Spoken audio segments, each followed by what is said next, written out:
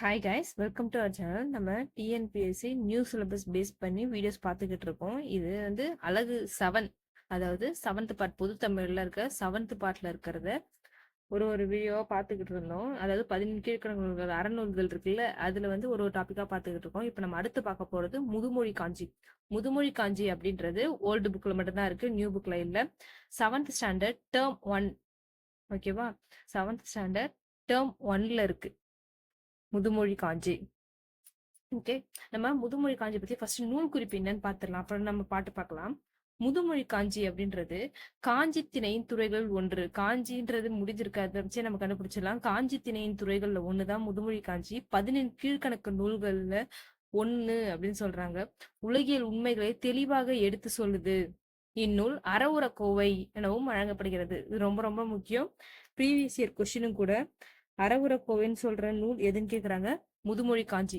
இதுல மொத்தம் 10 அதிகாரம் இருக்கு. ஒரு அதிகாரத்துக்கும் 10 செய்யுள்னு இருக்கு. மொத்தம் 100 பாடல்கள் வந்து இந்த நூல்ல இருக்கு.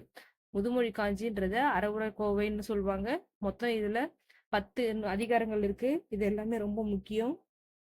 ஒரு அதிகாரத்துக்கு 10 பாடல்னு சொல்லிட்டு மொத்தம் 100 பாடல்கள் இருக்கு அப்படின்னு சொல்றாங்க. நூலோட பயன் அப்படி என்னன்னா, முதுமொழி காஞ்சி கற்போரின் குற்றங்களை நீக்கி அறம் பொருள் இன்பங்களை அடைவதற்கான வழிமுறைகளை அறவுரைகளாக கூறி நல்வழிப்படுத்தும். ஓகேவா? முதுமொழி காஞ்சின்றது நம்ம இப்ப படிக்கிறவங்களோட குற்றத்தை ஃபுல்லாத்தையும் நீக்கி அறம் பொருள் இன்பம்னு சொல்லி அடைவதற்கான வழிமுறைகளை பத்தி கூறுறதுதான் முதுமொழி காஞ்சி.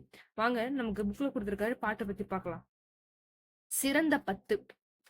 சிறந்த 10, சிறந்ததென கூறப்படும் 10 பொருளை தன்னகத்தே கொண்டிருப்பது சிறந்த 10 அப்படின்னு சொல்றாங்க. சிறந்த 10 என்னென்ன சொல்லியிருக்காருன்னு பார்ப்போம்.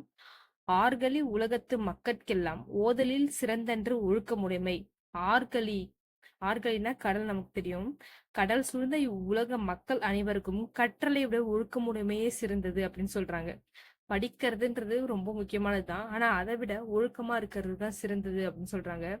காதலில் சிறந்தன்று கண்ணஞ்சப்படுதல், அதாவது பிறருக்கு அன்பு காட்டுவதிலும் செயல்களால் அவர் போற்றும்படி நடத்தலே மேலானது அப்படின்னு சொல்றாங்க. பிறருக்கு அன்பு காட்டுவதில் கூட செயல்களால் அவரை போற்றும்படி நடத்துறதுதான் சிறந்தது அப்படின்னு சொல்றாங்க.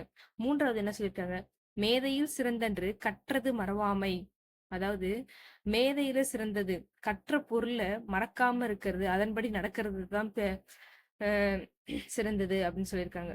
4வது, வன்மையில் சிறந்தன்று வாய்மையுடைமை. அதாவது வளமான வாழ்க்கையை காட்டிலும் வாய்மையுடையவராக இருக்கிறது, அதாவது உண்மையாக இருக்கிறது தான் வாழ்வில் உயர்ந்தது அப்படின்னு சொல்றாங்க. 5வது, இளமையில் சிறந்தன்று மெய்ப்பினி இன்மை. அதாவது இளமையை காட்டிலும், இளமையை விட சிறந்தது எது அப்படின்னா நோயற்ற வாழ்வு தான் அப்படின்றாங்க. இப்ப நிறைய பேரு அதை மைண்ட் பண்றதே கிடையாது. நிறைய பேரு நமக்கு நோயற்ற வாழ்வு தான் சிறந்தது, எல்லாமே பணம் பணம் பணம்னு ஓடிக்கிட்டு இருக்காங்க. அடுத்து 6வது, நலனுடைமையின் நானும் சிறந்தன்று. அதாவது அழகுடையவராக இருப்பதினும் நாணமுடையவராக இருப்பதே மேலானது. அழகா இருக்கிறது ஓகே தான், ஆனா அவங்களுக்கும் அச்சம், மனம், நாணம், பயிர்ப்பு அது எல்லாமே இருக்கணும் அப்படின்னு சொல்றாங்க. 7வது, குலனுடைமையின் கற்பு சிறந்தன்று. குலப்பெருமையை விட ஒழுக்கமுடைமையே சிறந்தது அப்படின்னு சொல்றாங்க. குலப்பெருமையை விட ஒழுக்கமுடைமையே சிறந்தது.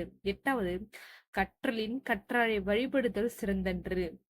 சிறந்த நூல்களை கற்றலை விடவும் கற்றறிந்த பெரியாரை பின்பற்றி ஒழுகுதல் சிறப்பானது அப்படின்னு சொல்றாங்க. சிறந்த நூல்களை கற்றலை விட, படிக்கிறதை விட படிச்ச பெரியவங்களை பின்பற்றி அவங்களோட வழிபடி நடக்கிறது சிறந்தது அப்படின்னு சொல்லியிருக்காங்க. 9வது, செற்றாரை செறுத்தலில் தற்செய்கை சிறந்தன்று. செற்றாரை செறுத்தலில் தற்செய்கை சிறந்தன்று. அதாவது பகைவரை தண்டிப்பதனை விட அவருக்கு நன்மை செய்தல் சிறந்தது அப்படின்னு சொல்றாங்க. செற்றார்னா பகைவர். 10வது, முன்பெரு களின்பின் சிறுகாமை சிறந்தன்று. முன்பெரு களின்பின் சிறுகாமை சிறந்தன்று. முற்காலத்து பெரிய செல்வத்தை பின்னர் குறைபடாமல் காத்தலே சிறந்தது. அதாவது இப்ப நமக்கு சொத்து இருக்கு அப்படின்ற அதை வந்து பத்திரமா பாதுகாக்கணும், வித்துறக்கூடாது எந்த ஒரு சூழ்நிலையும். அத குறைவிடாம பாத்துக்கிறது தான் சிறந்தது அப்படின்னு சொல்றாங்க. நீங்க புதுசா வாங்குறீங்க வாங்கலன்றது வேற, ஆனா அத எப்பயும் விக்காம அப்படியே அடுத்தடுத்த ஜெனரேஷன் கொடுக்கணும் அப்படின்ற மாதிரி சொல்லிட்டு இருக்காங்க. அவ்வளவுதான். 10 இதுல சொல்லியிருக்காங்க எது சிறந்தது அப்படின்னு சொல்லி. சொன்னது யாருன்னு பாத்தீங்கன்னா மதுரை கூடலூர் கிழார். இதுல ஒரு க்ளூ இருக்கு பாருங்க. முதுமொழி காஞ்சி, முதுனா முதுமைன்னு நமக்கு தெரியும். சோ முதுமைனாலே கிழார்னு ஞாபகம் வச்சுக்கோங்க. கிழவங்க தானே முதுமையா இருப்பாங்க, அந்த மாதிரி ஞாபகம் வச்சுக்கோங்க. மதுரை, கூடலூர், கிழார். ஓகே, சொல்லும் பொருளும் பார்த்திடலாம். ஆர்கலி அப்படின்னா நிறைந்த ஓசையுடைய கடல், காதல்னா அன்பு, விருப்பம். மேதைனா அறிவு நுட்பம், வன்மைனா ஈகை, கொடை. பிணினா நோய், மெய்னா உடம்பு, நாணம்னா செய்யக்கூடாததனை செய்ய அச்சப்படுத்தல். ஓகே, சிறந்தன்று அப்படின்னா சிறந்தது, வழிபடுதல் அப்படின்னா போற்றி வணங்குதல். ஆசிரியர் குறிப்பு பார்த்துடலாம். மதுரை கூடலூர் கிழார் தான் ஆசிரியர். அவர் பிறந்த ஊர் வந்து கூடலூர். இவர் தம் பாடல்களை நச்சினார்க்கினியர் முதலிய நல்லுரை ஆசிரியர்கள் மேற்கோளாக கையாண்டுள்ளனர். நச்சினார்க்கினியர்ன்றவரு ஒரு உரையாசிரியர். அவர்கள் எல்லாம் கூட இவங்க பாடல்களை வந்து மேற்கோளாக கையாண்டிருக்காங்க அப்படின்னு சொல்லுவாங்க. இவங்களோட காலம் பாத்தீங்கன்னா சங்க காலத்துக்கு பின் வாழ்ந்தவர்.